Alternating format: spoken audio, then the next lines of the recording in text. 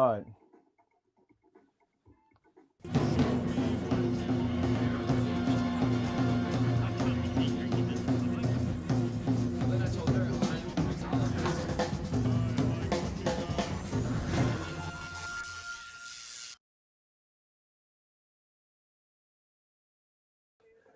Good morning, everybody, and welcome back to the Dean Callan Show.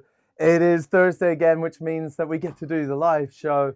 And today is the first time ever going live to YouTube. So I'm a little nervous because obviously Facebook has a bigger following, but YouTube, I think the quality of the video is going to be a little bit better. And it's important for me to put the best quality video I can forward today because I am speaking to none other than Declan McGurk. The previous bar manager, and I think I don't even know if he was just the bar manager of the American bar at the Savoy Hotel. I want to say just, that's a huge job. Or he seemed to be running everything. When you went there, he was all over the place. But Declan was the man behind myself and my wife Electra's favorite bar. We never had a bad experience there, which means that both the drinks were amazing and the service were amazing every single time. And also, don't forget, the toilets are amazing at the Savoy Hotel. And that, as much as people overlook it, is a very important thing. When you go to the toilets and they're beautiful and it's a nice experience, it's that little minute where you can reflect and you're like, and you wash your hands for 35 seconds and you get a nice fresh white fluffy towel and you walk back through that marble and open that door back into a fresh bar again. I mean, there was nothing about an experience at the Savoy that could possibly be faulted. So I wanted to give the best possible show I could. And I'm wasting time. I'm nervous. I'm going to bring Declan in. Ladies and gentlemen, Declan McGurk. Hi, Declan. How's it going, Dean? You okay? I'm very well, thanks. I've just seen your pin, and it reminded me of the fact that there's a little Savoy pin up here. Oh, yeah? Yeah, Electra got it because her grandfather worked at the Savoy. As you know that. Yeah, I know that. Yeah, I kind of wish I had mine. I'm actually not worthy of wearing it. When Electra's on the show, we'll get her wearing it. It'd be quite cool. So just before we went live, what was that big crash that I heard? That was actually well, 2 lenses and 3 lights that crashed down because I hadn't turned the backup mic on. So I leaned over to turn the backup mic on, but I normally don't wear a jacket. I'm wearing a jacket because I've been on the phone to the internet service provider since we did our test run at like 3:30 this afternoon. We didn't do a test run. Yeah.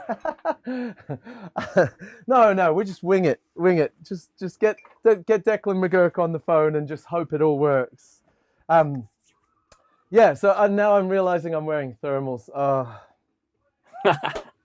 What can you do? I should have been wearing a suit for this. Actually, I'm glad to see you are in as fancy attire as you normally would be.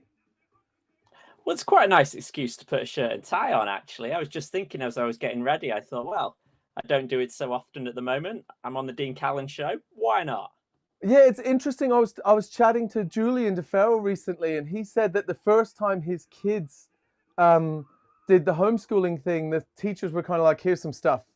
But this time round, the teachers are making the kids get dressed at 8:55 in the morning and ready and sitting down dressed. You know, I think it says something about getting ready for work, even if you're at home, you know?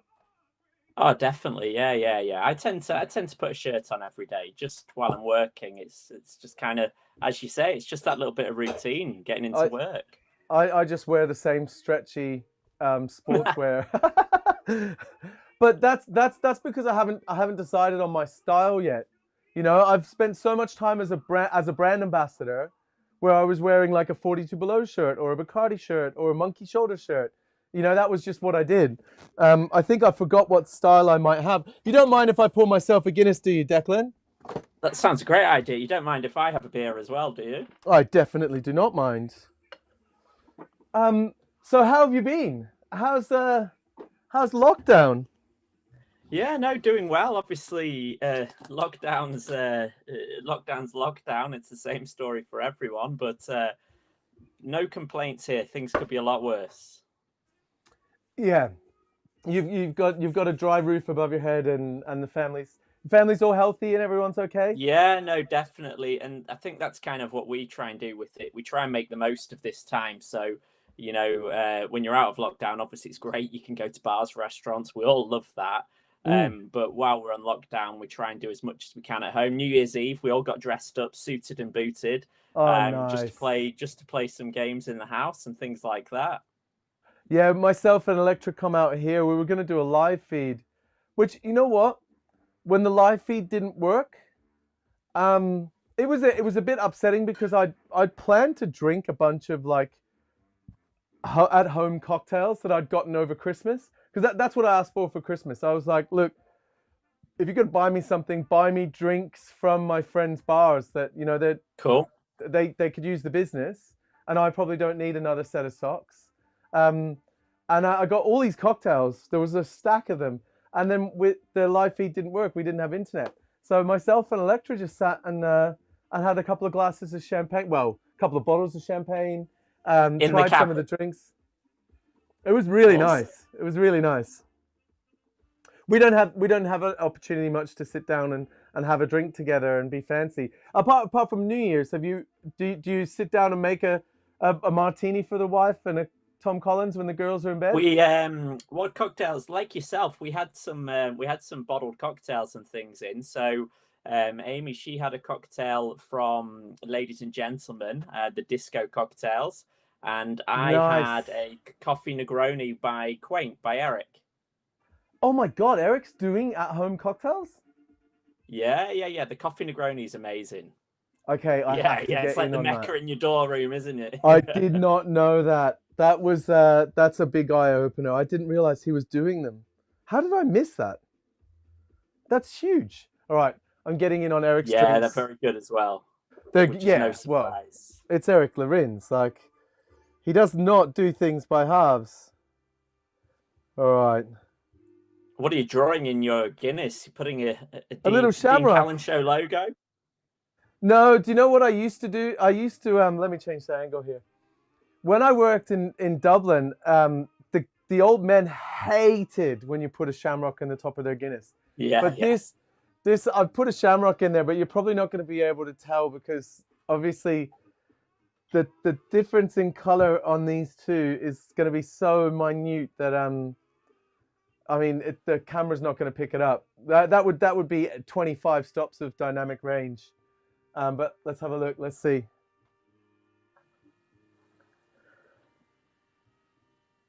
Can you get it? Nearly, nearly. I'll be polite. We're on live TV. No. Wait. Oh no, I'm not going to play with angles again. But yeah, cheers. Cheers for coming and being on the Cheers, Dean Dean. Callan Thanks show. for having me. Shane, And it looks Shane, I like it's can't wait. working. Diogo's on. Oh, happy days. Yeah, I'll a tell you pint what, of that Guinness. does taste great. That's definitely something I miss is a pint of Guinness. The first lockdown, I started to lose my mind. I was like, apart, obviously, sitting at a bar and having a conversation with a bartender, nothing else around me, just me in my own thoughts and relaying them with someone that is in the same industry or has the same passion, I guess, as myself is one thing I miss. But a pint of Guinness, just a pint even, pint of Guinness though, I was like, wow, I hope Toucans makes it through this. Like I started realizing like there's some old like pubs that I go to that I don't give enough praise to. Like there's places where I sit and just even if the pints aren't amazing, like they're for me to go and chill. And those places I Yeah, don't think we put enough of our time into promoting the places that we like that. You know, where you get a good Guinness. Like I know definitely. do you take people out for a pint when they come to London? Like, obviously, you being an international man of mystery, you must meet a lot of people that are come in from overseas that are in the cocktail world. And always go to a pub for a Guinness. Yeah. Exactly. Yeah, because that's what I love about Dead Rabbit. You know, when same. you've seen the boys talking about, they brought the best of the best in the industry over to Belfast to get them to sit in their cocktail bar and kind of appreciate it, to put their bar on the map, to put Belfast on the map, so that they could win these awards or be taken seriously. And then everyone went out for a pint. And they realised that the Dale DeGroffs and the Gary Regans and the Audrey Saunders of the world are just as likely to go to a pub and enjoy a pint as they are a cocktail. And the boys made the two different tiers. I just love that story. I always find I get caught downstairs in Dead Rabbit. And like I'll go there with the thought, have a Guinness, and then go upstairs for a cocktail. But I always struggle to get upstairs. Oh, Tim Ward is on the line. Are you able to see the comments? I'll add them to the broadcast so you can see them. Right, so we've got Joe. I can't see the comments, but I can see, yeah. Diogo. Joe's back again. More Diogo. I love this. So if you comment, you get one person. It doesn't matter how many times you comment. You only need to comment once, and you get an opportunity for me to send you one of these. Right? And we're only doing it off the YouTube one because obviously the Facebook one won't be live. Which has been the thing that people watching it on YouTube had to suffer earlier. So Declan, right, for the people watching at home that don't already know you, could you briefly describe the journey that you went through to becoming, is it commercial director? Commercial director, yeah. Yeah, nice. Of Boatyard Distillery. And obviously we know each other from the Savoy. But previous to that, I don't really know which way. I thought you'd come from brands prior to that. That's right. Yeah. I've I started working, and I feel like I say this quite a lot on various shows. Well, not shows. I'm not that famous on podcasts, etc. But I came into the industry in '99. I was a bartender on the side of being a student. And just loved the industry, loved the people. One thing led to another, graduated. I was like, yeah, this is an industry for me. Living in Leeds was a great introduction to the industry. Nice. Yeah. Brilliant city, really good bar community. So it really sucked me in. I was traveling down to London a lot to Flair at Roadhouse. Then I started to do cocktail competitions as well. And I was just hooked. I was a part of the industry. Stayed in Leeds for the best part of a decade. And then, I moved down to London. Amy and I moved down more for family reasons. We were thinking that we were going to have a family one day, and we thought, let's be near one set of parents. Moved down to London, and I got a job with Specialty Brands. I was looking after, in particular at that time, Diplomatico and Tapatio, and then Cocky as well, which came on board, which was great. Nice.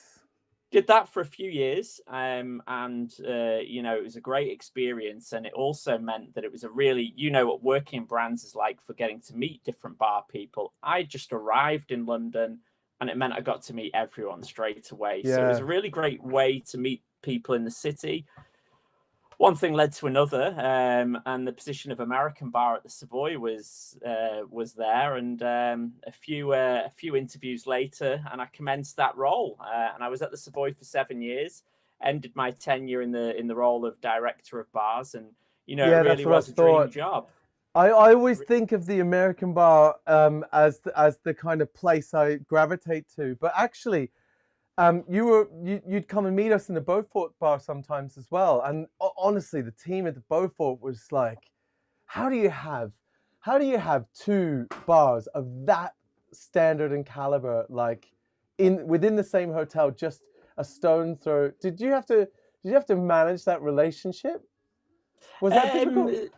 There probably were moments like that, but I think the main thing was that we always tried to keep the concepts to have some sort of key differences. And I think that the American bar was always this really busy, fast-paced venue, quite high energy. And the Beaufort bar was a bit more of an elevated experience and a bit more of a luxury experience in that sense. So no, that was a great period. And then obviously last March struck, and all of hospitality closed, and the bizarre moment of being on furlough, I became a stay-at-home teacher. And it was really nice, to be honest. I took a lot of positives from it. I'd had a very, very busy work life, and it was a real moment for just sort of stopping, taking reflection, and enjoying a bit of family time. So I really treasured it, in all honesty, but at the same time nervous, because I could see the business was closed. I could see it Yeah. looked quite sketchy when it would reopen. And also with luxury hotels, it's not a case of reopening. They're going to be in London, for example. They're going to be a couple of years till they're trading at the level that they really were need at, to yeah. be, let alone. So, I was dealing with that, looking at that, trying to help all the team members through it. And it was quite clear to me that, there was a good chance that this was probably going to be the end of my time there. So I got my head around it at a really early stage. The business was closed, there's no revenue, and I was a bar specialist working in a hotel that was not going to have bars as a priority for quite a long time. So I got my head around it at an early stage, looked at all the finances, and we at home, we kind of calculated we're okay till the new year. So I wasn't going to panic. I was really sort of keen to look what my next career step would be and ensure I was happy with it. Ensure that I wanted to take a step away from big corp. I wanted to work in a smaller business where I'd be dealing direct with the owner, and that I really wanted to work for a business I was passionate about. I was weighing up as well. Do I go and do stuff on my own? I wanted to say to you, actually, like when you said you wanted to work for a business that you're passionate about, like my experience for brands, I started with Diageo. I worked with Bacardi in Asia Pacific. I worked for William Grant & Sons in London. They felt like big companies, right? So first of all, when you said like I was sick of big corp, I wanted to work for a small, but you're working for an alcohol brand. A lot of people, when they think of an alcohol brand, they conjure up images of big company, like, so I love to find out what size is the business, because I don't know. But before I get to that, you actually introduced me to Boatyard Gin when the night that we had that party here. You come and that's right. You dropped off a bottle, and I'll never forget it. Every time I come to the Savoy, you might be like, Dean, we've got this great new product in Macintosh. I don't know if you've tasted it. We've kind of got a bit of a head start on it. Have a little taste. I'd love to know what you think. And you'd pour me a little taste, and you'd ask me what I thought, and I'd give you my genuine kind of feedback on it, which generally I loved it. Whatever you gave me was always going to be tasty. I don't think you'd ever give me something that wasn't good, but when you gave me the Boatyard Gin to taste, you said, this is good. This is good. Like you'd given me a couple of things. In fact, I still have one of the bottles that your team brought here. This one. Yeah, yep. Right, remember it that Tom Vernon gave us. So you guys brought this here to celebrate your party, and obviously the team seen all this and just went to town, right? Like kids in a candy store. And this one was meant to be kind of like put aside for a toast. And I don't know whether we couldn't find it later on, but the team missed out on drinking it. So if you ever want to come back to the cabin when we can fit an appropriate number of people in here safely, this is still sitting here, and you're more than welcome to come back and pick that party up again. I'd happily wear face masks so I could come and have another party in the cabin for sure. Yeah, it was amazing. It was amazing. So for those of you that are at home and don't know about the party in the cabin, the American Bar team come here and had what would we call it? It was like a celebration party for when Max started. Yeah, we were doing staff parties at the time, and we did one for the Beaufort Bar, one for the American Bar, and for the American Bar, we came to you, and it was coinciding with Max arriving, so we decided to do a double whammy prize. Yeah. It was amazing. Well, we arrived. Having the whole American Bar team here was pretty special. It was awesome, but you blew us away because Electra, she had caviar waiting Yeah. for us. That was a She, pretty high level. she cooked up a storm. She cooked up a storm. I remember all the Italian guys being like, "Oh man, your wife can cook. The food's really good." I was like, "Yeah, I know." But Electra's grandfather was a restaurateur, Yeah, yeah, and I her know. father Yeah. worked in those kitchens the whole time. So they're foodies.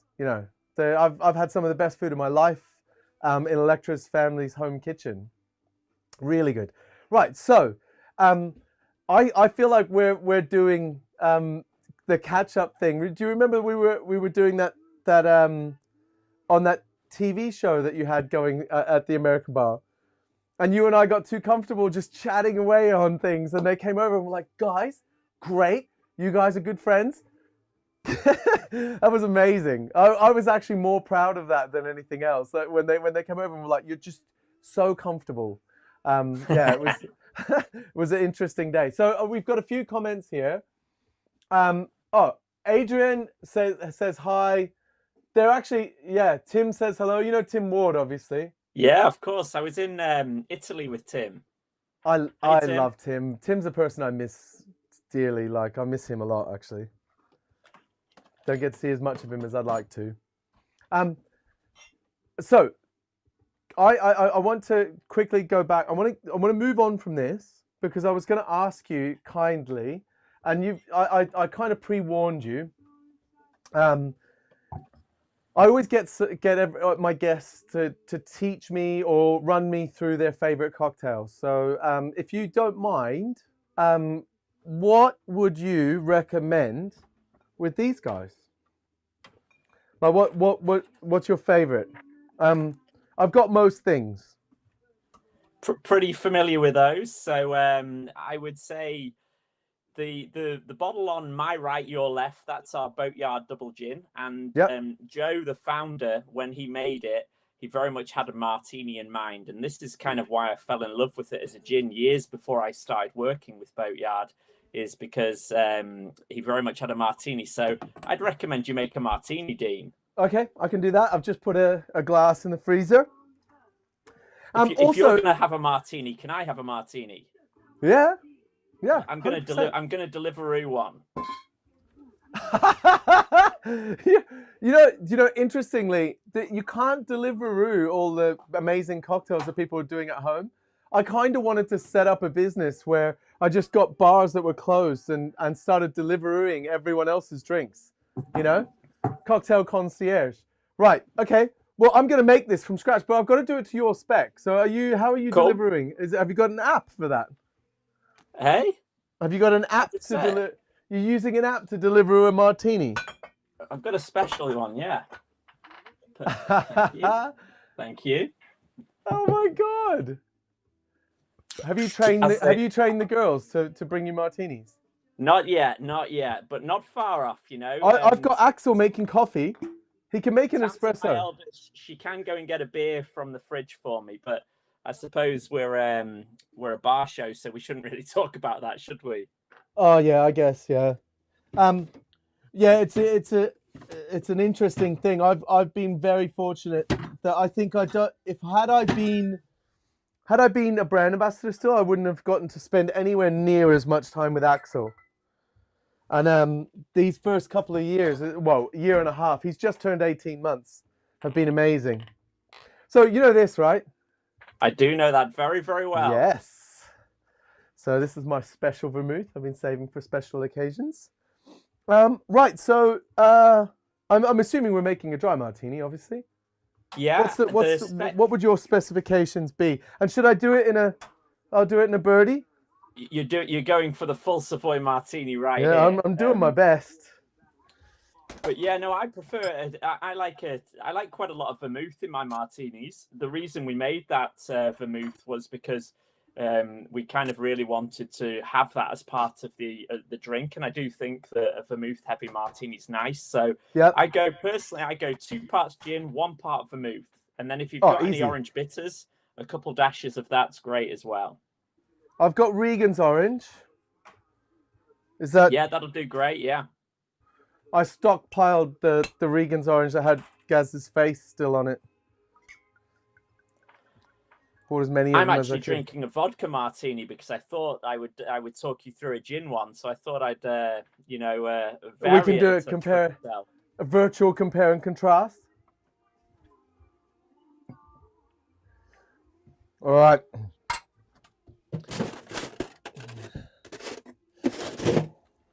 I've started just putting one large cube in these guys. Cool. I'd be aiming for about 20% dilution, I'd say. Okay. Or 1/5. Whoa, hold on a minute. Hold on.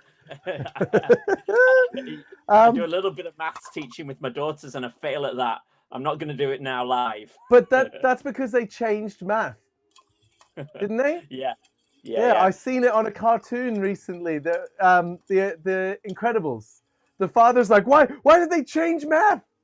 In times tables, when you're making the big times tables numbers, it's a different method now. My daughter taught me it.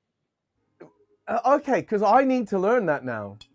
I've already forgotten it. I want to learn it ahead of Axel. Like, the funny it will thing have changed. It's going to have changed by then. And also, Dean, let's hope by the time Axel's going to school, you don't have to homeschool him.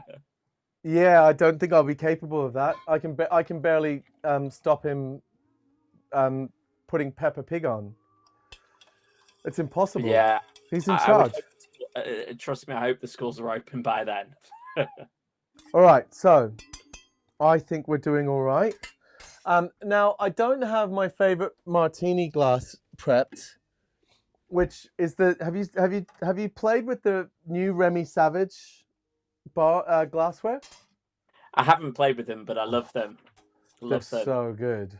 Yeah. Love everything Remy does. Remy's a legend. You know, is he Irish? Does anyone know? French.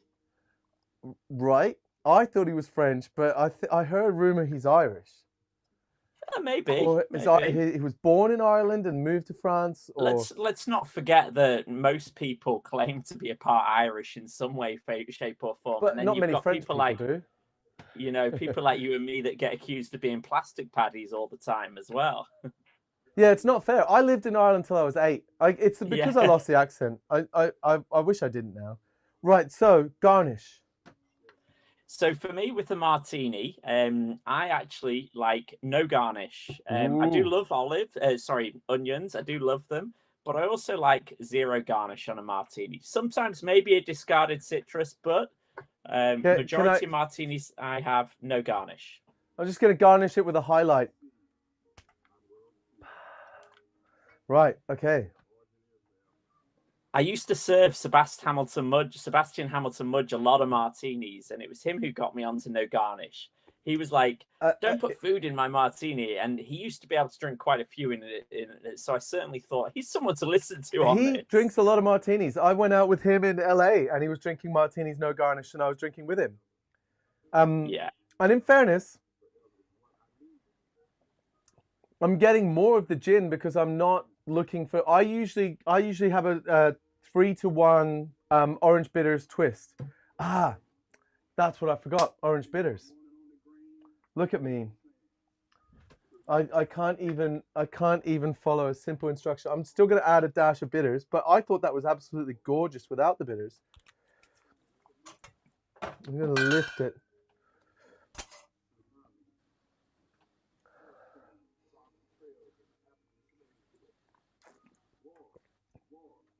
Okay, I like it better with the bitters.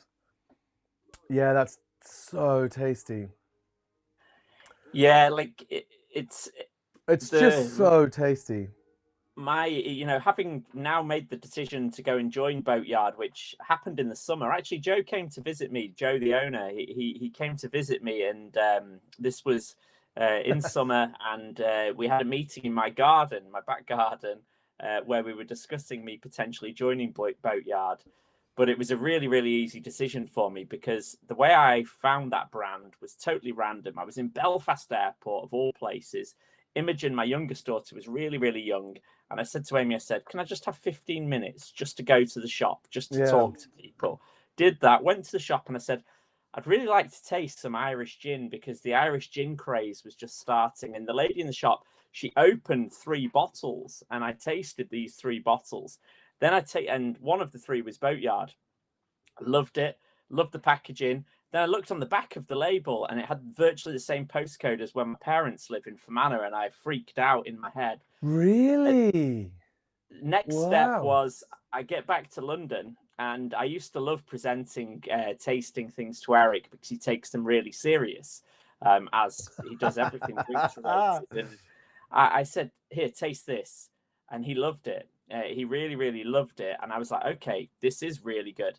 It was interesting when I think about head bartenders because when Max arrived, I said, "Hey, Max, I believe you're really good with gin." He was the global beefeater champion. I was like, "Max, it's really important to me. Taste Boatyard because I really like it." He goes, "Whoa, whoa, whoa, I know it. I imported it into Macau." Wow. Yeah, I think I haven't seen because I other than your recommendation, I hadn't seen anything in the on trade about it. You know, like I guess I'm more inclined to lean towards brands that are doing things for bartenders or with bartenders Yeah. and involving bartenders in their thing. It's like, I mean, unashamedly, if a brand is supporting the industry that I'm passionate about, then I'm going to be in. If I was into rock climbing and this brand was all about rock climbing, it'd be the one I know. You know what I mean?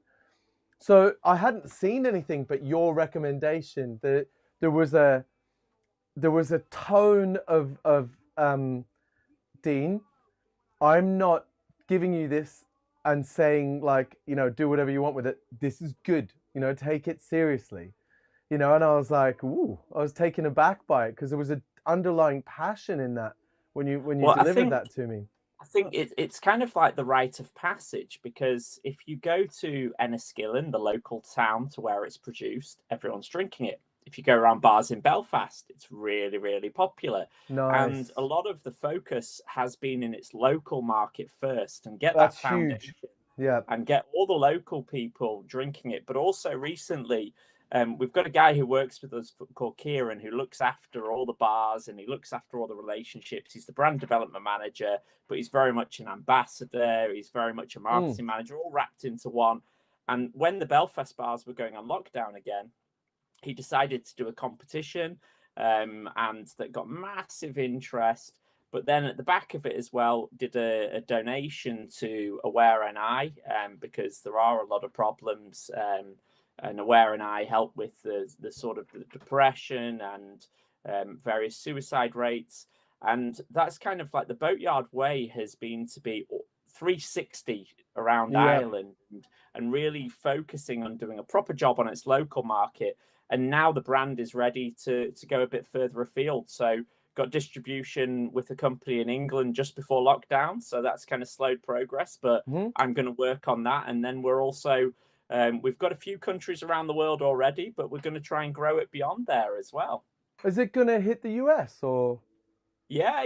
We're in That's a talks big with one. a distributor at the moment. We were hoping to be out there for about March, but COVID's kind of sort of slowing that down. But we'll be in New York this year for sure. Amazing. I'll see you So there cool. for a martini. Yeah, or a Chris Moore Negroni since he's at dancing New now. York's That sounds a good idea. right at the top of my list of places I need to go. There's a couple of people I want to visit in New York. Same. I just love the city. Love it. Yeah. Okay, so that martini went down quickly, AD. I'm trying not to. I'm actually consciously trying not to just drink it. It's I personally find martinis like they fit a time of day for me. Like I will have 1 or 2 martinis and I want small ones. Like I'm desperate to find more glassware kind of this size. So I can make 35 ml, 50 ml beautiful little like Gibson's gimlets, like martinis that I can have just the right amount that I know how much I've had. It's not a case of like drink it while it's cold and then I get distracted and it comes back and it's a bit warm. You know, I like to drink them relatively quickly, so I kind of lean towards a smaller one. But I've actively tried to not drink that too fast because I wanted it to last, and I didn't want to have to kind of force you to be like, shall we make another drink? But it's delicious. It's actually, I'm like, I don't often drink martinis. I see them as a before lunch, have a martini, or aperitivo in the afternoon before dinner. I see that they kind of sit within a purpose for me. It's not a sessional drink, if that makes sense. Yeah, like I can completely understand, but there's nothing better than a martini session. Yeah, like the three martini lunch, or as Yeah. have you ever talked to Jake Berger about the gin salad? No, I haven't. So Jake tells the story. I'm pretty sure I got it from Jake, but Jake tells the story of a gin salad is when you order. Well, let me backtrack. Politicians in Westminster, I believe it was, would go and have a three martini lunch. You know, they'd have martinis for lunch and claim them on their expenses. And then we're told you can't. You know, if you're claiming lunch, it's not about the monetary value. You have to claim food. You can't claim just three martinis, right? Which was the amount they were allowed to claim. So the bars started selling gin salads, and a gin salad was a gin martini, but with all of the garnishes. So an olive, Brilliant. Brilliant. an onion, twist, you know, everything. But it was still that would be definitely a moment where I'd be pretty keen to have a garnish for sure. But that's what they were eating for. That's what they were eating for lunch. So that's the gin salad thing. Jake Berger's just this sort of fountain of knowledge, not just gin, of everything. Yeah. It still constantly amazes me how much thirst he has to continually grow his knowledge. Yeah. It's insane. And do you know, Jake Berger is one of the reasons I wanted to move to the UK. Really? Wow. Yeah. Do you remember Drink Boy? Yeah, of course. Yeah, Robert Hess's thing. So I was on Drink Boy long time ago, like pre. Oh, okay. Long before Facebook, all that sort of stuff. Watch it, and I used to just sit and absorb all the information I possibly could, and all the names. So Angus Winchester was AW, Dale DeGroff was King Cocktail, all that, and Jake was Jake of Jake's Bar. And the thing is, when you're just looking at this type font, and it's someone's opinion coming out, but with no photo, there's no branded twist to it.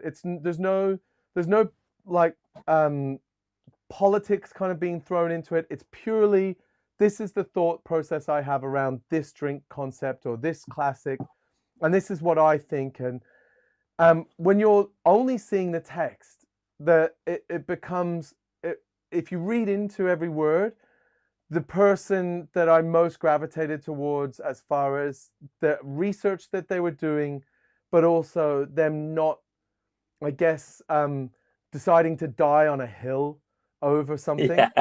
You know what I mean? Like Jake was listening to what other people were saying and adjusting what his thought process was according to other people's thoughts.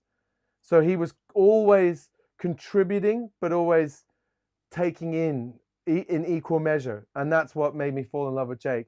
I wanted to work for Jake Berger. That's why I moved to the UK. And I contacted Angus Winchester and said, you know Jake of Jake's Bar. How do I get a job there? And he's like, mate, you're taking it too seriously. Yeah. So I was like awestruck when I got to meet Jake. And the amount of times I've gone to seedy dive bars and drunk, what is it? Miller High Life with Jake. Yeah, I don't think he really understands just how much of a hero he was to me when I first started bartending.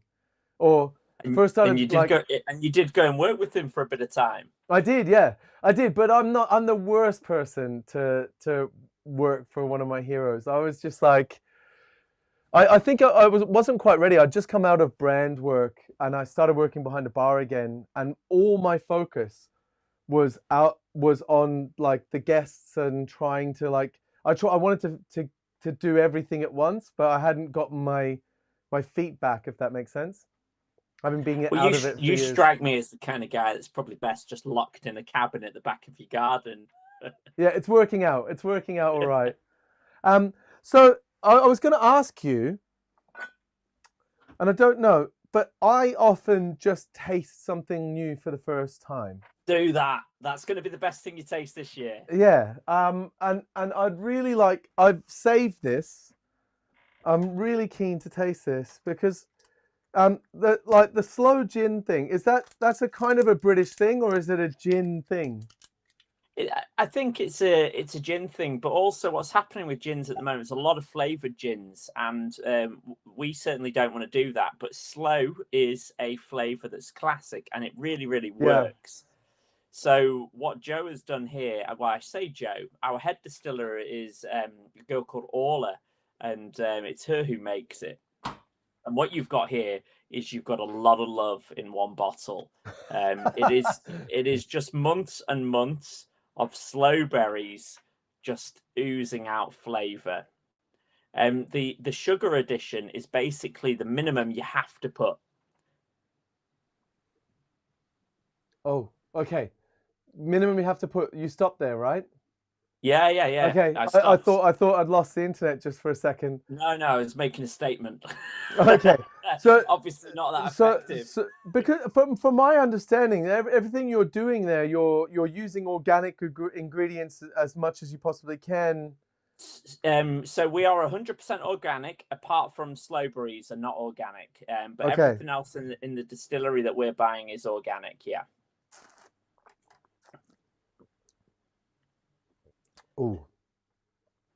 Loads of natural fruits, acids and sugars coming in there. I have to say, from a graphic design point of view, like I obviously, you know, I love brands, and I know how much work goes into everything from the little fabric on the top of the cork and the level of detail that the cork goes into. But having the juniper 86%, coriander 11%, licorice root, angelica, citrus, is it sweet gale? Like having all of those. Sweet gale, that's a botanical that grows in Fermanagh, and it grows on the McGurk family farm. This is so cool. This is so cool. Well, look, next time I go back to Dundalk to visit the family, I'm going to shoot across and come say hello to Yeah, not far over. You know, Dundalk's a border town and Fermanagh's a border county. Not far. It's not too far. This is amazing. So, have you thought about what sort of things you plan to do? This is delicious, by the way. So the slow gin you've got there was a limited first test run that we released into the home market, and we're going to go with a full-on slow gin for this year.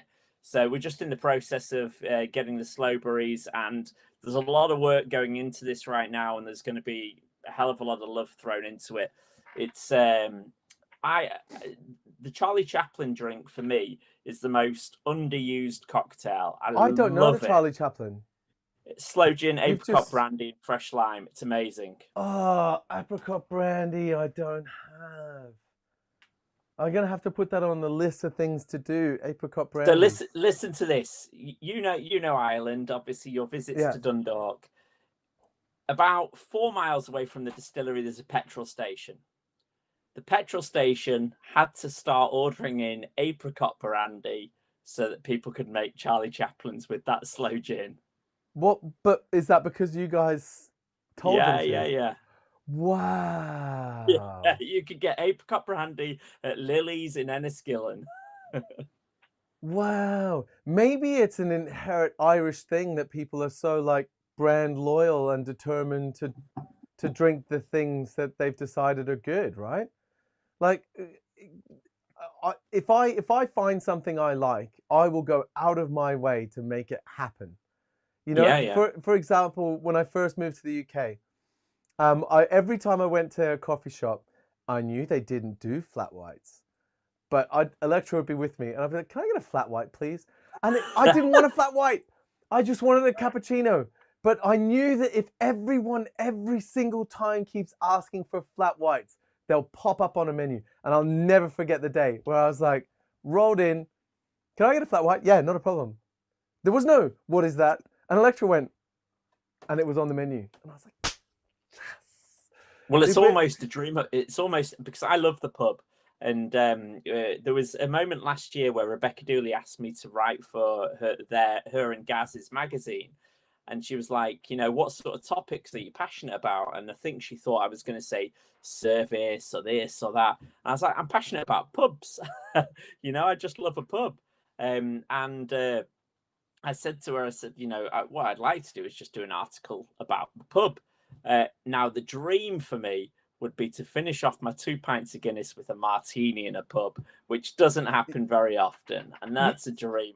That's why I love the Dead Rabbit concept. Yeah, me too. But that's what so I want a cocktail bar that has a Guinness tap and the capacity to give that kind of pub feeling, because I actually, some of the best times bartending for me were working in pubs. And it's not just because it's easier to physically like pour a pint, have a pint on, and scour the room. You know, when you're making drinks here, it takes a certain level to be able to look up, and people are coming to here.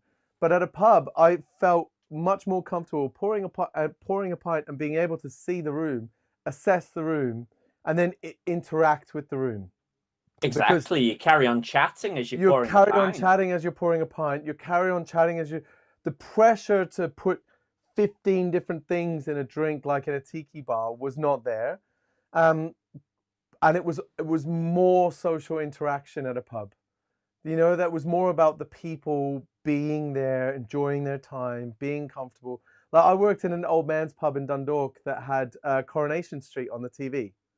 Amazing. And the old guys would come in and have a pint of Guinness and watch TV. Well, why are you here? Well, my dream, I'm kind of doing it in reverse to you. I'd rather have a pub and deliver kind of, you know, a bar experience to the pub, but still being a pub. And you say about a TV, I love a TV in a place. You know, it has to be the right place, of course. You'll love the new cabin. Since lockdown, there's 9 TVs in here now. There's a place in Brooklyn called I think it's called, Jake Berger sent me there, the Turkey's Nest, that we went, and you just sit there, just watch a bit of sport. It's great. Right. So I think I've had you on the line for 48 minutes now. I've been so enthralled with our conversation that I've not actually looked at any of the comments. But we've got a few here, and Joe McGurk, I think it is, says martini in hand. He's the founder of Boatyard. Oh, okay. Joe, thank you so much for this. It's delicious. And the way Declan explains how much passion has gone into it, it sounds like it's as much a passion project, and it's about making a good quality product as possible, rather than it being a huge money earner for the business. Like, I don't mean it to be a deep question. You know, you're definitely right. But when you're like, lots of love went into that, and you're the commercial director, a lot of love goes into that. It's like, you nailed it. That's not a profitable model. So, like, having we're worked with brands, business in 100 years, it'll be great. We're going to continue doing this because it's delicious. It's not about cost of goods. It's not about profit. But to know that you've got a passion project, that, you know, something that is about that, the quality of the liquid, is just amazing, right? And I am going to have one last Guinness, and then and try to. My music stopped, so it feels like I'm speaking to an empty void, if that makes sense. Have you got music playing in the background? No. Okay. I always play music in the background so I don't feel like I'm alone in the room. It's a weird thing. Right. So Declan, have you got any plans for this year? Like, what's and I mean that in Boatyard Distillery. Any concepts, like, or is it too early into January? We're at the planning stage of we're pretty busy this month, so it's been one of the challenges, really, is because last lockdown, I did nothing but teach the kids, but these days the kids are here and I'm trying to crack on with being busy. But we've got some really exciting plans. We're working on the slow gin in front of you, turning that into a permanent product. because that was a temporary line. We've got sort of some creative things that we're doing with how we make drinks and our philosophy. So we're pretty busy at the moment, putting a lot of nuts and bolts together to try and just build for the future and put us in a strong position. And when you say strong position, are you starting with the on-trade? Like you said, you're launching in the Big UK. time, yeah, big time. But that's that. Obviously, it's my natural go-to, but also, I'm not an expert, but I believe no one's an expert. It's pretty much where everyone wants to start, really. And I think that it's the long way, but the only way that a brand will ever truly be successful is by bartenders liking it. And whilst the industry's closed, yes, there will be winners and losers with doing well in retail, but the reality is a bartender saying, "Hey, I love this gin, taste it," to a customer is simply the best way that a product can ever grow. So yeah, bartending's at my heart, and that's going to be a big part of our future. And yeah, we'll be taking it to the on-trade. We've got some on-trade sort of promo work we're doing at the moment, and we'll hopefully, if travel restrictions reduce, we'll hopefully get around the world a little bit as well. Yeah, nice. So launching in the UK this year. We've already launched. Where okay. Specialty Brands are our distributors, so that's all set up. That's good. So we're out and about there, and then everyone else after. Yeah, we've got a couple of the markets that are doing well. Denmark's particularly strong, and then we'll be hitting the US. We're going to be moving into Asia this year. That's kind of like the two markets that are going to be a big focus of ours. Yeah, with the quality cues, it kind of feels like Singapore would be a natural home for it.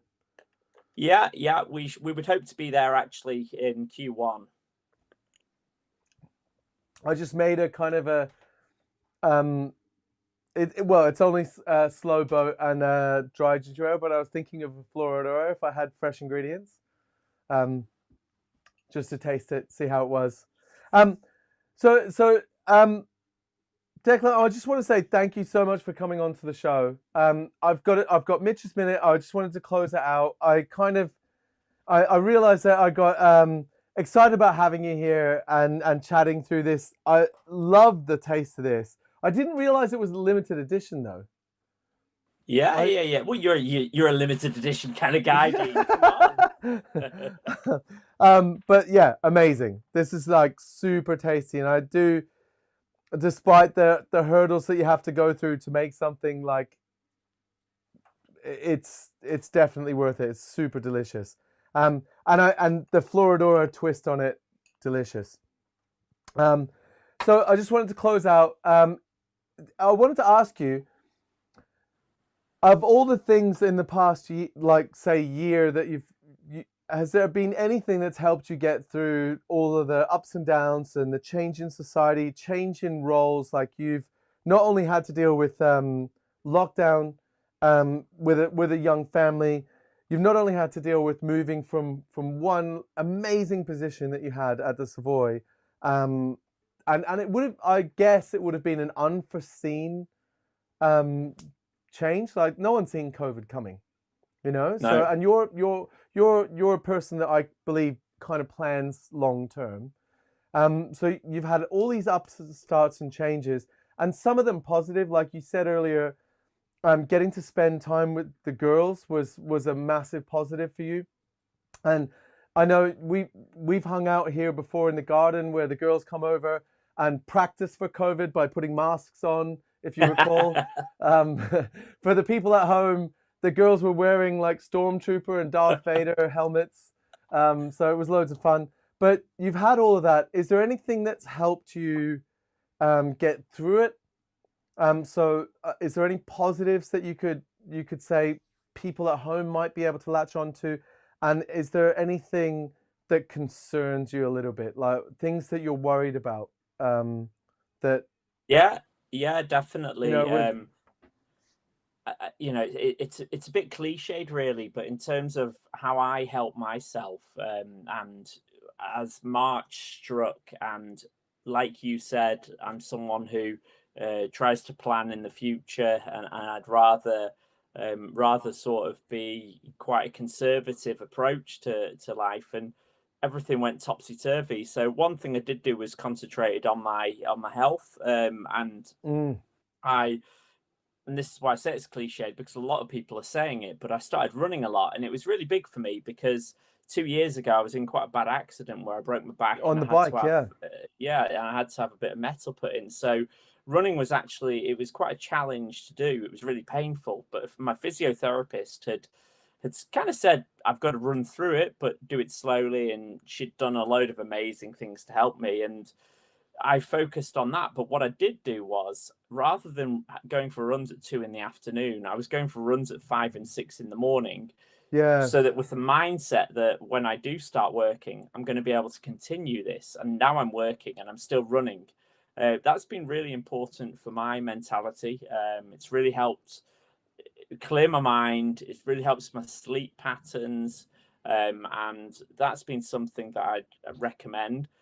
I think when you mentioned concerns, and I really hope that the hospitality industry is going to open up soon. Mm. But if I was a young bartender just in a flat in London waiting for my bar to open, my advice to that young bartender is start doing something else now.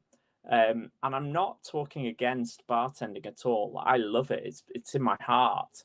But my advice is to a young bartender, do something else. See this as an opportunity, because the reality is that when the bar industry is open, you're going to be able to rejoin it. You're going to be Yeah. able to be a part of it. But right now, sitting in a flat waiting for a place to open it's a big risk, Yeah. because there is nothing wrong with someone owning a bar and closing it right now, given the backdrop. There is nothing wrong with the business saying, we don't need those guys, we can't afford them, Mm. because that's simply the pressure that hospitality is under. So my big worry is that people are waiting for things to open, and I sort of fear that it's not going to open as quickly as people hope. And when it does open, I think it's It's going to going be to be quite slow. staggered, Yeah. and it's still going to take a lot of time. And I just sort of, I would hate to think people are sitting around waiting for this. It's Martinis are interesting. going to be made, but this It's maybe interesting that try and use the you time. said that. Yeah. Because I watch a lot of videos of people. I watch a lot of YouTube tutorials on how to make videos, right? On camera technology and stuff, which doesn't reflect in the show, but it will one day. I'm It studying it. does. Um, but actually, some of the stuff that the guys are saying when they're reviewing videos from February 2020 or January 2020, or they're like, "Oh, look how close everyone is together." And there's an underlying, like, there are people who are now like they don't want to be in a crowded room. And I mean, like, Ministry of Sound. Like, imagine owning Ministry of Sound. That business model only works if you can cram people in. The bartenders at Ministry of Sound, if they were sat waiting for the furlough to end, assuming that when it ends they're going to have their jobs back, that it's a scary prospect, because you can't cram that many people in, even if the government let it happen, even if COVID was Yeah. over, even if there was no people's mindsets having been separated from people for so long, their minds will take a little while to get accustomed to being in a crowd again. And I think when you said that, that's what I thought of. I thought, yeah, and there's going to be a new. I think there's going to be a new level of empathy needed for people. People coming out of this will have their own PTSD to deal with when they go into bars. So the demographic is going to behave differently. I think it's a very strong point that you said that. We're almost ending on a downer, so to speak. But I think that being honest and being real is really important, and Yeah. we just have to be aware. It's not that people don't want bars open at the moment. It's just that there are challenges ahead, and we've just got to be real with it.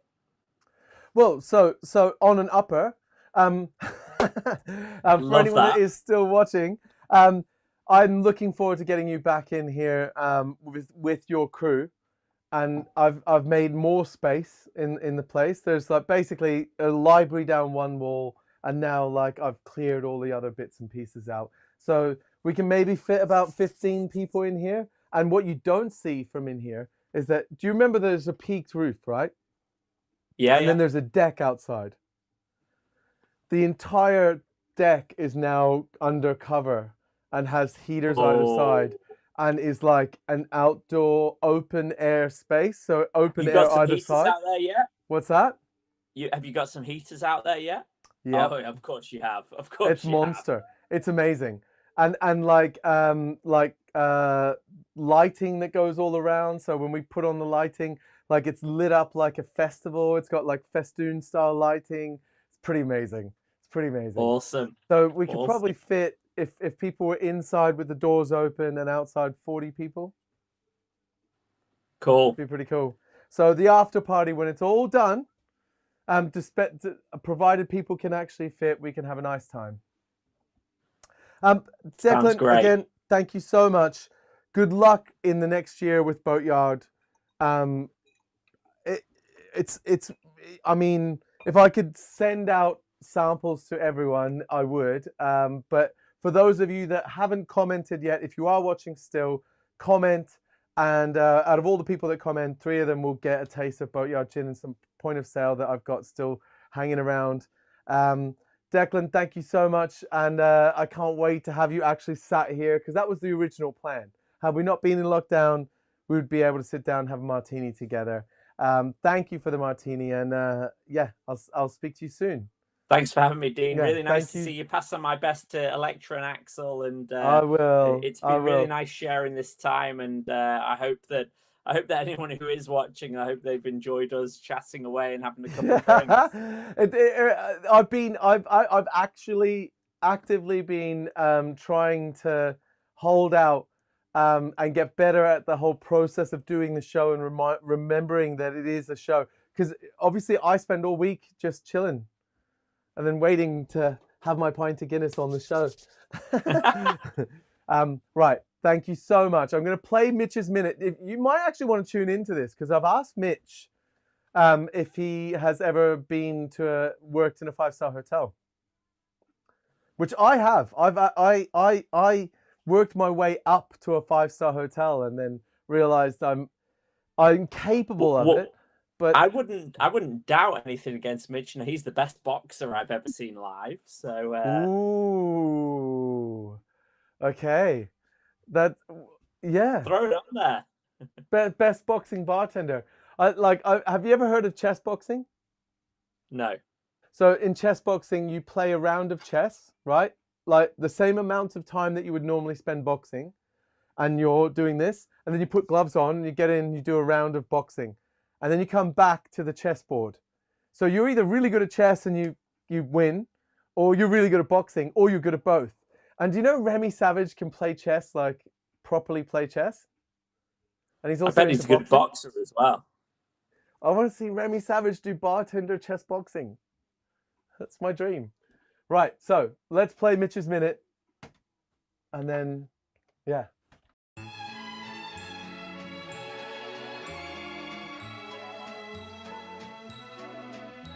Have I ever?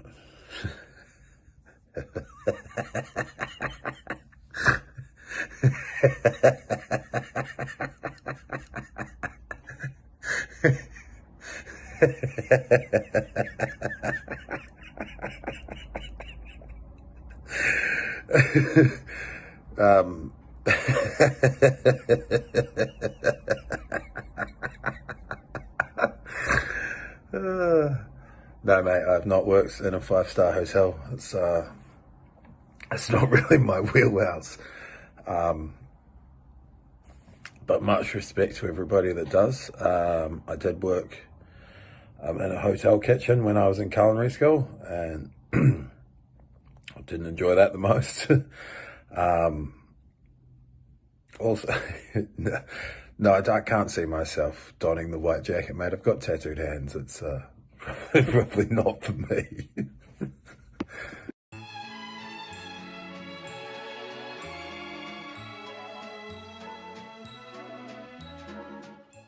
All right, thank you everybody so much for tuning in.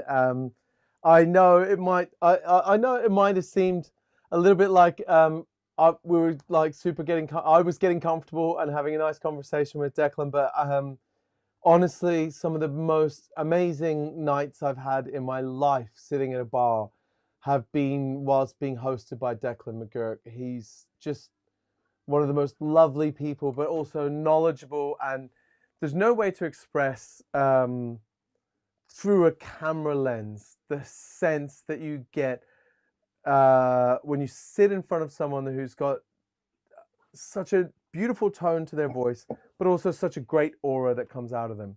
He makes you feel at home. When he shakes your hand, he makes you feel at home. When he stands in front of you and tells you a story, he makes you feel at home. He's just perfect for hospitality, and I get that sense. I got that that feeling back when about half an hour into having a chat with him, that I would have had I been at the Savoy, had I been sat having a conversation with him here. And I don't know if anyone is going to enjoy this episode as much as I have. Thank you for tuning in, and I hope I get to continue to do this for, you know, however long the show lasts, because it's been really nice.